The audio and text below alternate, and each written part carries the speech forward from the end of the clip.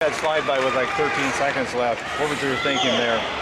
Go get a takedown. I mean, I knew that, you know, I always know in the short time on the clock and I'm down, I need a takedown, I can always get it. It seems like when I'm on the attack and I'm going, nobody can stop me. It's just a matter of doing that the whole time. Is he becoming your rival at this weight? The fact that you met him at the World Trials Usher too? I mean, yeah. I mean, I've known Keith, you know, in a sense. I mean, me, him, and McKnight were all in the room at Fargo, 10th, 11th, 12th grade. Every time I'd come home from Christmas break, you know, gave good old White Snake the call. It's his nickname. Okay. Due to his amazing tan and his dreamy eyes. But I mean, give him a call. We worked out together. I mean, we would wrestle for 10 world championships, you know, for the world championships of the world all the time. So, I mean, I guess you could say this is a perfect storm making up for him. Yeah. He's one of the best wrestlers in the nation, one of the best in the world. So he was great because he keeps me honest, he keeps me working hard, and keeps me pushing. I believe you're the only returning guy who's actually defended this year in freestyle. So far. Well, that's right. Yeah, that's right. That's right. But if you were, what does that say about freestyle? Is that a good thing or is that a bad thing? I think it's a good thing. I mean, because like people are constantly improving and keeping going up. I mean, I know the depth from what we used to have in the past isn't really there. If you look at the brackets, you know, not everyone had a challenge tournament. But the quality of the guys that are number 1, number 2, number 3, they're taking it seriously. They're wrestling freestyle year-round.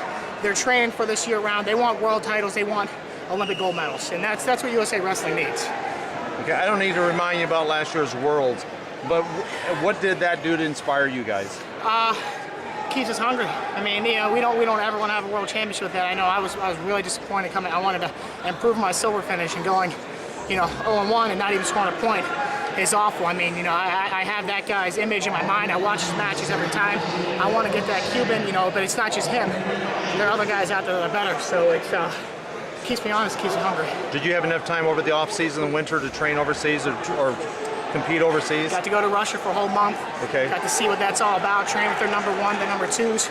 Wrestle in the Euroleague and then really close the gap on their number 1 right now, Euroshev. I mean, I had him one sock pull literally away from beating him in the quarterfinals. So I know I'm there, and I've taken my training to the next level. Me and Mike Porta and Matt Gentry are committed to basically at the Overtime School of Wrestling right now, full-time training. I mean, we wrestle on the mat 7 times a week. We lift 3 times a week. We have cardio and conditioning, so it's like I'm now put back into a college program. So my strength has gone up, my conditioning's gone up, my technique has gone up.